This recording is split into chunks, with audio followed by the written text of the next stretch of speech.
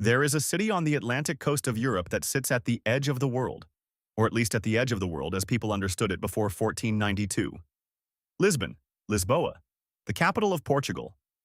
Population 550,000 in the city, 2.8 million in the metro area. Built on 7 hills overlooking the Tagus River where it meets the Atlantic.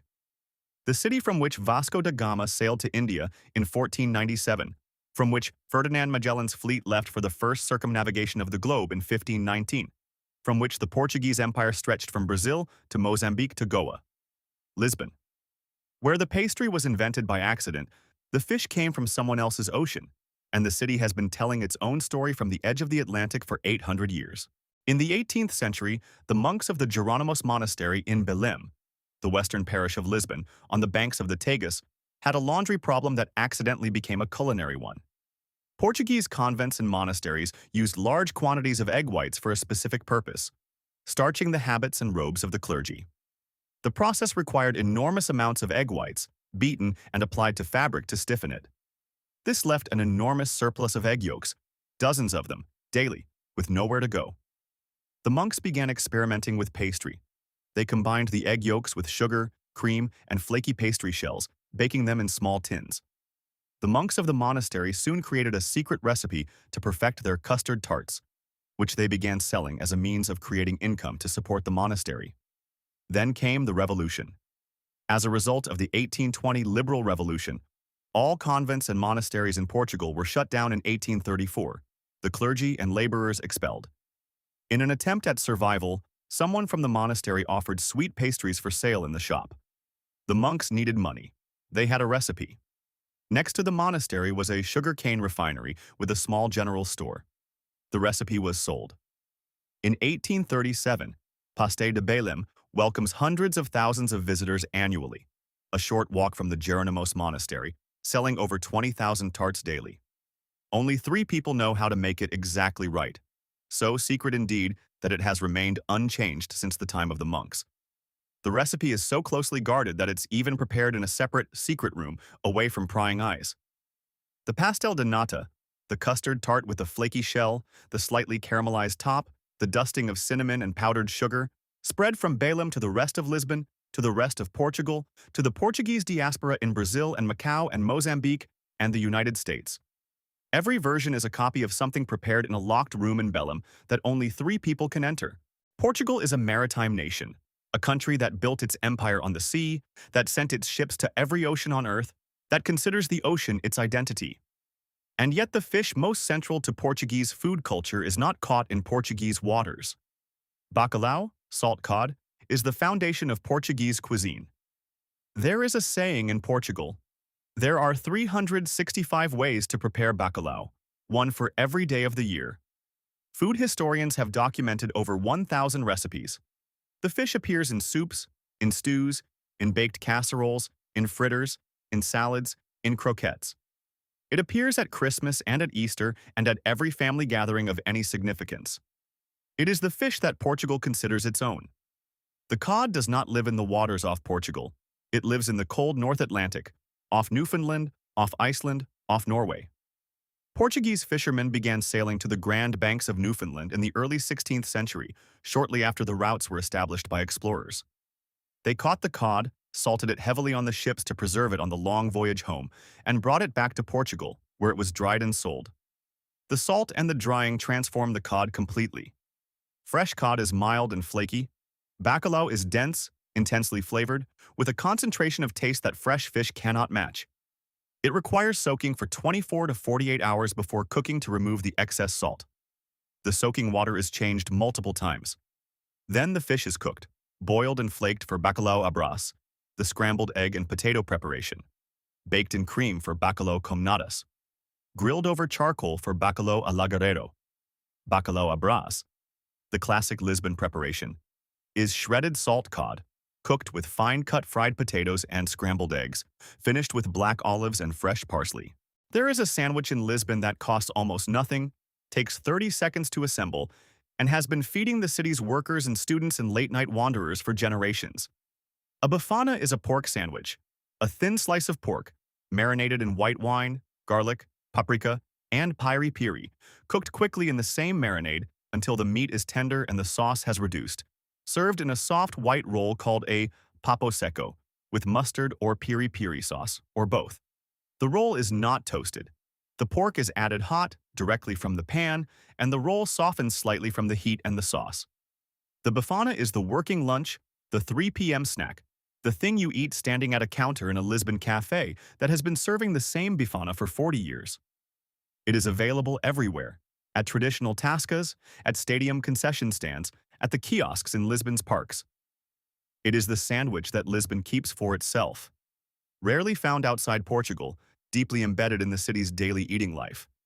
Casa das Bifanas in the Baixa neighborhood has been serving them since the 1930s. The bread is from the same bakery. The national soup of Portugal is not a complex preparation. It is kale, potatoes, onion, garlic, olive oil, and a slice of chorizo. It requires 30 minutes. It has been the most consumed soup in Portugal for centuries. Caldo verde, green broth, comes from the Minho region of northern Portugal, where the collard greens used in the original recipe grow in every kitchen garden. In Lisbon, the kale has replaced the collard greens, but the technique is the same. Potatoes boiled and pureed into the broth, creating a thick, creamy base. Kale sliced into fine ribbons and stirred in raw at the last moment, so they cook briefly in the hot soup and retain their bright green color and slight bite. A few slices of chorizo floated on top. Caldo verde is the soup of Portuguese celebrations. It appears at weddings, at baptisms, at the festivals of São João in Porto and Santo Antonio in Lisbon. It is the soup that appears at midnight at festivals, in paper cups, eaten standing in a square. In the narrow streets of downtown Lisbon, in the Baixa and the Barro Alto, and near the Rocio Square, there are tiny bars that are barely bigger than a closet, open to the street, selling a single product. Ginjinha is a liqueur made from ginja berries, the sour morello cherries of the Abados region, steeped in aguardente, Portuguese brandy, sugar, and cinnamon until the liquid becomes deep ruby red and intensely flavored. It is served in a small glass, shot-sized, sometimes with a cherry in the bottom, sometimes in a small edible chocolate cup that you eat after drinking the liqueur. A Ginjinha, on the Largo de São Domingos in Lisbon, has been selling the liqueur from a single tiny bar since 1840. The bar is approximately the size of a large closet. There are no seats. You order, you drink, you leave. The tourists photograph it. The locals drink it. The chocolate cup version, Ginjinha, served in a small dark chocolate cup that you bite after drinking, appears at tourist spots throughout Lisbon and at the Abados Chocolate Festival. The piri pepper did not originate in Portugal. It originated in South America. The same capsicum frutescens that Portuguese explorers brought back from Brazil in the 15th century and introduced to their African colonies, particularly to Mozambique and Angola, where it adapted to the climate and became the hot pepper of the African table. When Portuguese colonists in Mozambique began cooking with the local piri, they developed preparations, chicken marinated in piri sauce, grilled over charcoal, that traveled back to Portugal with the returning settlers after Mozambican independence in 1975. The piri chicken became a Lisbon restaurant staple. Spatchcocked chicken, marinated for hours in a sauce of piri peppers, garlic, lemon, and olive oil, grilled over wood charcoal until the skin is charred and the meat is infused with the pepper's specific heat. A South African entrepreneur named Robert Brosen discovered piri chicken at a Johannesburg restaurant in 1987. He bought the restaurant and named it Nando's. There are now over 1,200 Nando's restaurants in 35 countries. In June, Lisbon smells of smoke and sardines. Every year in June, culminating in the Festas de Lisboa, the city's great summer festival celebrating the saints, Antonio, João, and Pedro, Lisbon grills. Sardines on open charcoal grills on every street corner, in every neighborhood, at every party that the city throws for itself and its visitors. A grilled sardine, a fresh Atlantic sardine, rubbed with coarse sea salt, laid on a grill over charcoal, cooked until the skin blisters and chars, is the June food of Lisbon. It is served on a thick slice of bread. The bread absorbs the sardine juices that run down as you eat the fish directly from the bone, with roasted peppers, with a glass of wine. Portugal has one of the highest per capita sardine consumption rates in the world. The sardine cannery tradition, Lisbon and the Portuguese coast were once the center of the European canned sardine industry, produced some of the world's most beautiful packaging, and vintage sardine tins are now collectibles. Conserveira de Lisboa, a sardine shop in the Baixa that has been open since 1930, sells vintage and current sardine tins from floor to ceiling.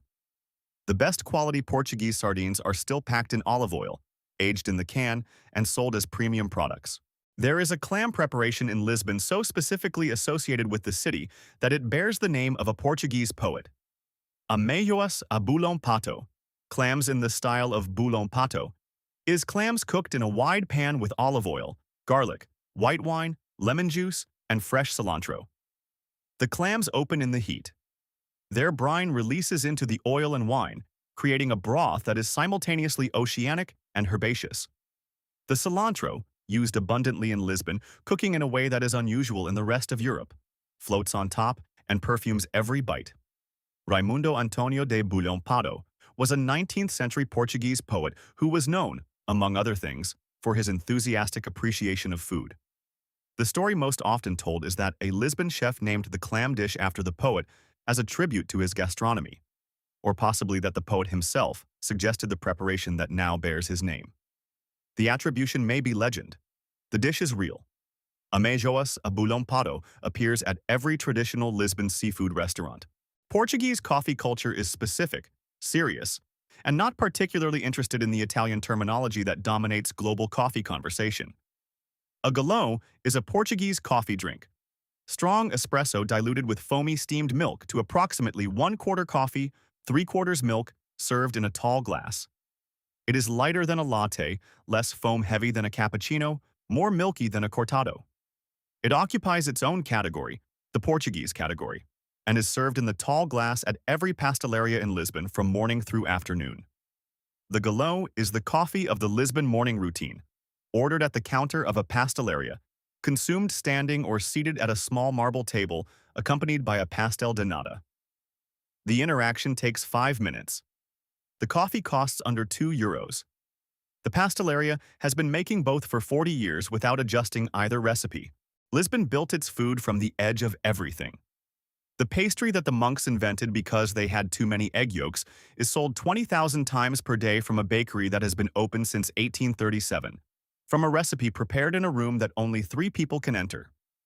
The fish that defines Portuguese cuisine is caught in Norwegian and Icelandic waters because Portugal's fishermen sailed 3,000 miles for it in the 16th century and never stopped. The hot pepper that became a global fast food chain in 35 countries started in South America, went to Mozambique, came back to Lisbon, and then went to Johannesburg. The city that launched the age of exploration sent its ships to every corner of the world and came back with ingredients: piri from Africa, spices from India, sugar from Brazil, that transformed European cooking. What Lisbon kept for itself was simpler: the pastry from the monastery, the salt cod from the North Atlantic, the sardines from the June Ocean, the clam preparation named after a poet. Not every city's most famous pastry was invented because monks were doing laundry. Not every city claims a fish from another country's waters as the foundation of national identity. Not every city's hot sauce reached 35 countries by traveling from South America to Africa to Portugal to South Africa.